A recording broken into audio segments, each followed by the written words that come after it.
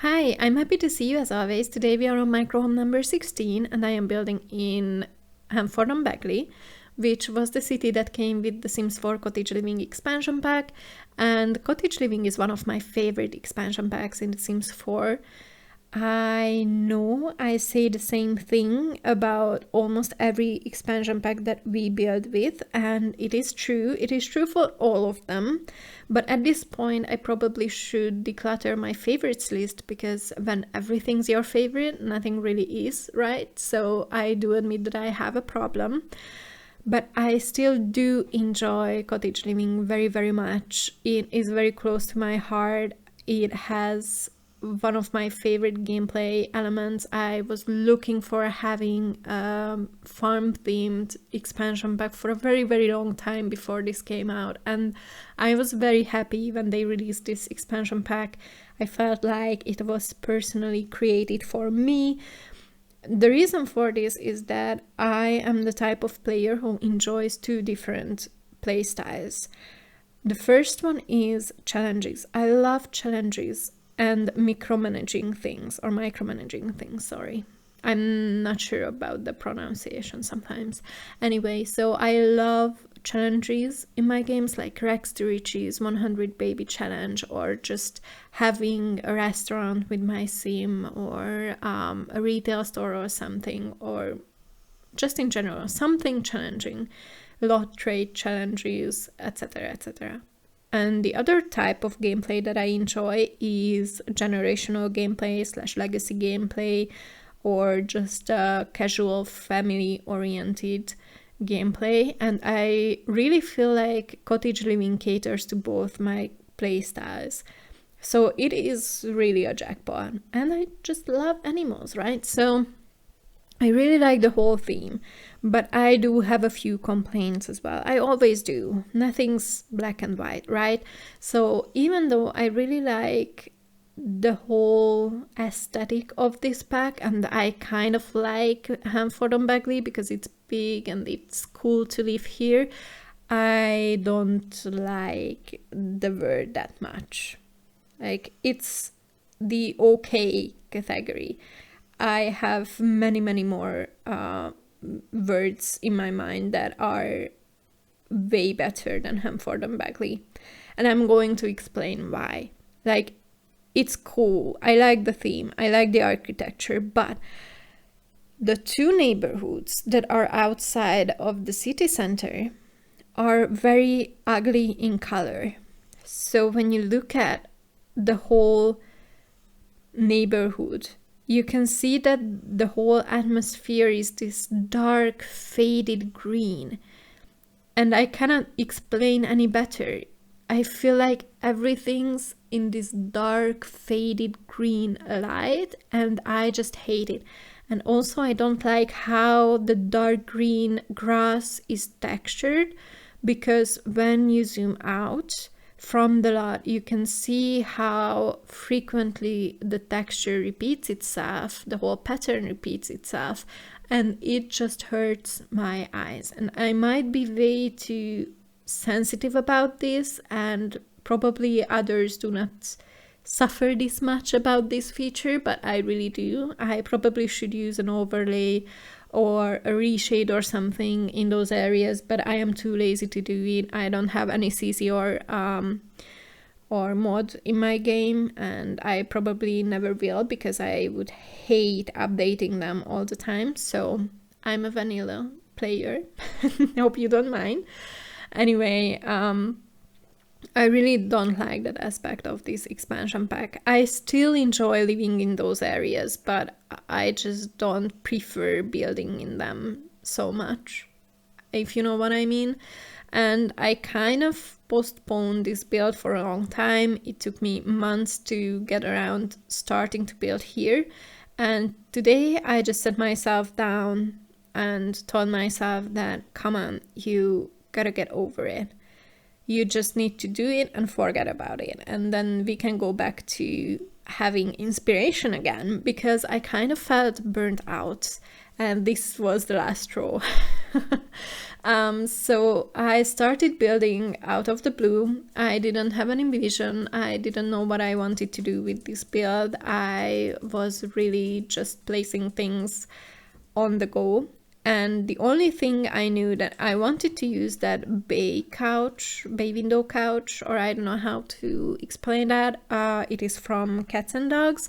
And what I wanted to do is to disguise it as a dining bench and make a dining and living room 2-in-1 in this space. And I think I succeeded in this one, so I'm very, very happy with it. But as you can see, during the building process, I was playing around with the furniture placement a lot. I was really puzzling with all the items, and I changed up a lot of things, and it worked out at the end. I think this whole video, this whole speed build is a perfect example of trust the process. And I trust the process, and I am very, very glad that I did, because I was on the edge of giving up so many times during this build, but I didn't. And I'm glad I didn't, because now, ironically, this is one of my favorite micro homes that I've built. I really like the layout. I really try to create something unique for you, because, you know, I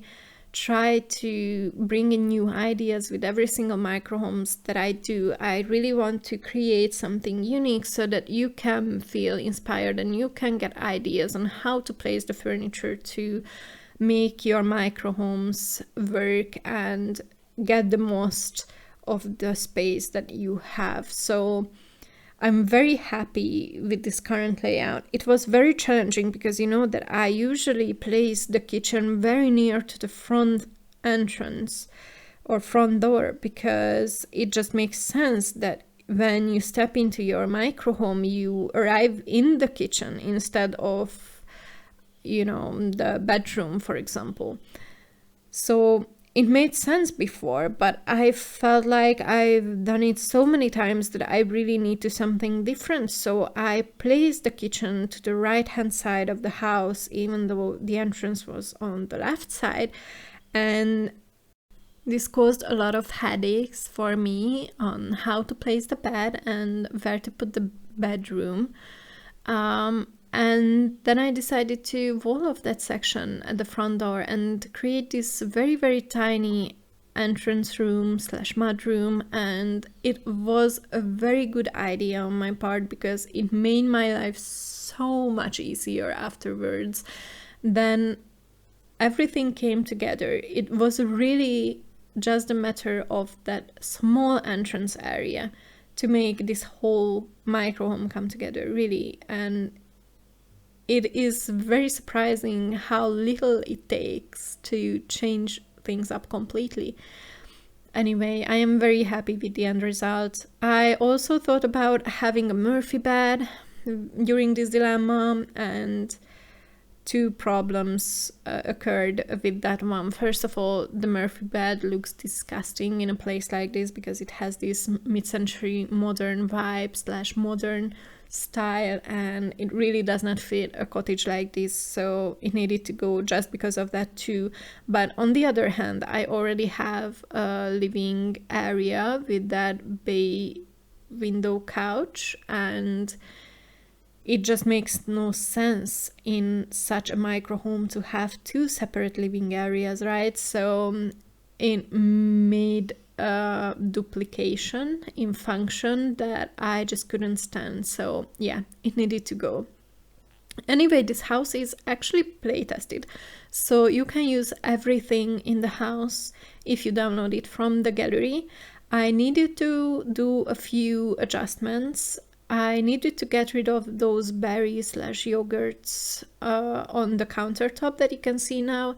I needed to shrink the plant next to the bed by 1, and I also needed to get rid of that male decoration in the entrance or mudroom, because it seems to come inside the house. And I really don't understand most of these, like the berry / yogurt decoration. is such a small piece.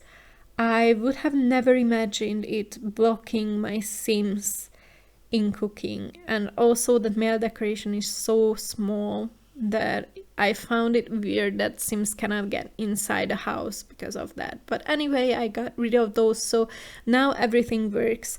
And the other main goal of mine is that I really want to make my micro homes fit into their environments and also provide you with the most skill building items possible. And I really focused on skill building items in this build. Sometimes I do admit that my houses lack possibilities regarding entertainment and skill building, but not this one. I managed to fit in a lot of hobbies into this lot. For example, inside you will have a bookshelf. I don't think I placed it yet. I changed the basket and that vase or vase on the dresser to have the cottage living bookshelf instead. So your Sims can read about different skills and they can, upgrade their skills that way. And also we have mirrors. We have those in every houses, but I want to have a complete list of what you can do in this house and that you can use to improve your charisma. Of course, in the kitchen you can cook. And I placed a cross-stitch box that you can use to create cross-stitch patterns, and on the outside you have a grill. You have a complete garden for oversized crops as well. You have a woodworking table. You have hens and chickens and bugs, and also no, we don't have an easel, unfortunately. We have a nectar maker machine though, so it's great. You can create nectar. It is very profitable, to be honest, so it's really worth a try. We do not have nectar containers. That's true. I didn't really pay attention to that detail, but it takes up a very little space, so you can place nectar containers wherever you want to. What else do we have? A picnic basket. We have a water balloon basket. I don't know. I'm sorry, I'm suffering. I don't know half of the English words that I should use in a voiceover, so bear with me, please. Anyway, there were other ideas that I wanted to implement in the house that I did not succeed with. For example, I really wanted to add another bed into this house. So I really wanted to make this micro home be suitable for 3 Sims, and I failed. But I am not going to give up on the idea because I kind of wanted to do the same as I did with the bay window seating, but with a bed.